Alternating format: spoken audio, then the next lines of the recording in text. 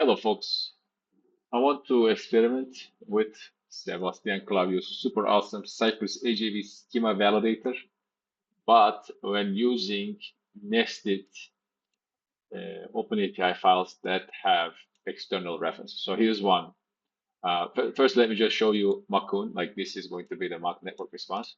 So it's going to have some, for when you hit users, it's going to have like array of two objects, ID, name, email address, all that. And if you hit just one of them is going to give you one user, right? Mock network response. So we have a E2E test for that. And all I did was add schema validation to it. So let's disable the schema validation part of the thing. Yeah, let me see it running.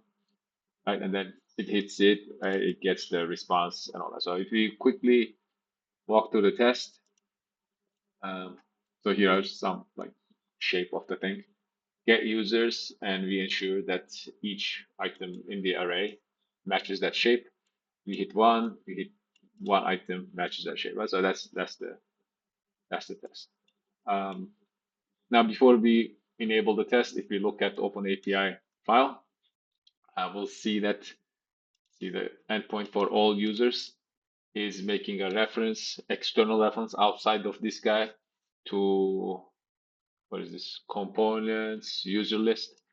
Okay, and the user list does another reference to user, right? And the user looks like this. The user has ID, name, all that, but it makes a reference to address, right? So this is something that you will probably see often in real projects.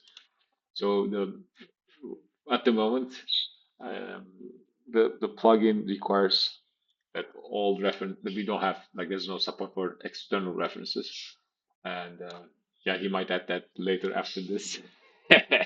But you may like run into this need with other tools, right? You may have lots of problems with references because even when the plugin has this, because I read this interesting post and it compares Swagger CLI to JSON schema ref parser to Redocally CLI. So what they mean by bundling the OpenAPI spec is they take this OpenAPI spec and then they resolve all these references, nested references, which are quite troublesome, right? But at the end, it gives you a flat version. So I read through that and went to their page and cracked through it. Um, so it's not very easy to use, but I found a way to make it easy to use. So I wrote a script in TypeScript, and I'm using TSX to run it, obviously, because it won't run with Node. So the way it looks is like this. So what it does is it bundles it, flattens it. I also added a one more feature to insert like a version in case you're not using semantic version and you want to do it. You can disable that part if that's not relevant, but that's something I did. So first we run the redoc command. So this D is, what was it for? I was going to say decouple, but this does the dereference, the reference. So so all those references, it sorts out redoc, leave bundle, and then name of the input file. And we have to create this temporary file to begin with because this temporary file, I go ahead and update the version. So you would maybe not do this if you're not changing the version, but people like some people don't use semantic version, so this is an opportunity to get like a semantic version out of it. Um, or you could have other utilities, right? And then we write the updated spec and we get rid of the temp file, right? So the three arguments that matter here are input file, final spec, and the version. And the way we run this is Node, or if you make this a JavaScript file, or if you make this a TypeScript file, it's TSX. I would recommend TS Node. It's not good. TSX is best. Or if it's a JavaScript file, use Node. And then point to the source file here at this Open API file, and then the result file, right? And then the version you want to give it. And yeah, I mean, we could totally make this version optional. Maybe I should do that after this.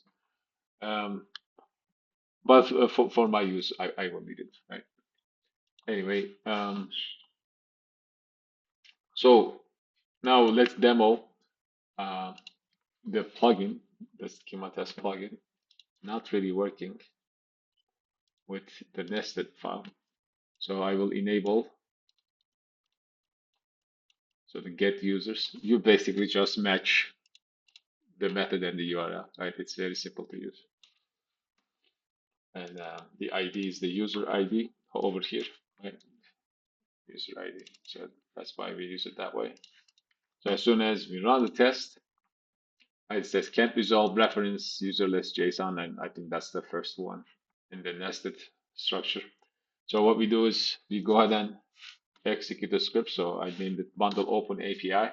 I already gave it the two file names and the version, and it goes and creates it. And it looks like this nice thing. Where is this bundled open API? Right? So let's check this versus this guy. Right? You'll see like all the references, all expanded, everything in one file, which I really like. Right? It's a real pain to.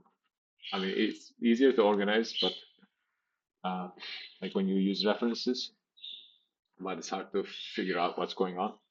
And for instance, in a Zod world, you don't have anything like this. All these components would basically be parts of the Zod definition that you create, and then at the end you have like from Zod schema into Open API spec. But many people have already done it this way. Zod wasn't around, right? So that might be your situation.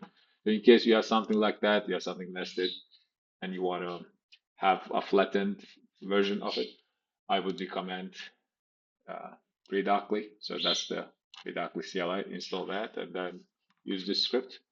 And once we use that, and in the test, we can start switching to that one, and then all the schema testing should be perfectly fine. Right? So that's the demo, and enjoy Redocly and bundling your Open API specs.